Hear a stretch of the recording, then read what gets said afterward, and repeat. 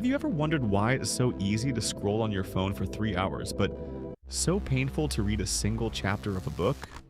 The answer isn't a lack of willpower, it's evolutionary design.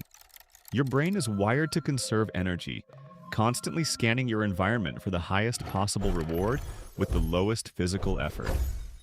In the ancient wild, this conservation mechanism kept us alive, but today, hyper-stimulating algorithms have hijacked the survival loop. By offering infinite comfort at the press of a screen, modern life has set your brain's dopamine baseline incredibly high. When easy pleasure is always available, your brain naturally rejects hard work. To fix this, you don't need more motivation. You need to rewire the system. The first phase of the dopamine rewire is the hardest. You must force a hard cut. For the first 60 days, your goal is to deliberately lower your stimulation threshold. You do this by removing the easy escape hatches that your brain relies on when a task gets difficult. To survive the initial friction, implement a morning timeout protocol. For the first 60 minutes of your day, your phone remains completely powered off in another room. No scrolling, no checking notifications, no news. When you sit down to work and your mind begins to panic for stimulation, you must activate the observer self. Instead of fighting the sudden urge to distract yourself, step back.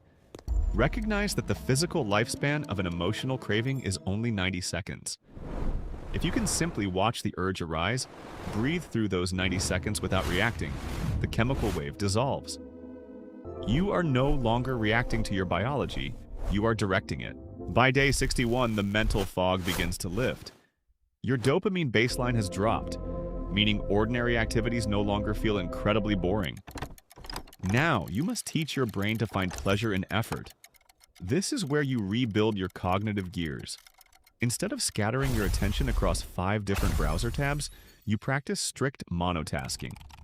Imagine your work area under a single bright blue spotlight. Anything outside that spotlight does not exist. If you are writing, you only write. If you are reading, you only read.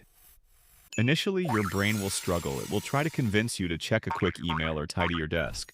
But by keeping the spotlight tight, you force your brain to find satisfying depth in a single task. As the weeks compound, the friction of starting difficult work begins to fade. The gears of your mind are no longer slipping. They are finally locked into place. In the final phase, from day 121 to day 180, the psychological transformation becomes permanent. Your brain has been systematically retrained. Because you removed cheap, instant gratification, your reward center now reacts to completion, problem solving, and deep focus.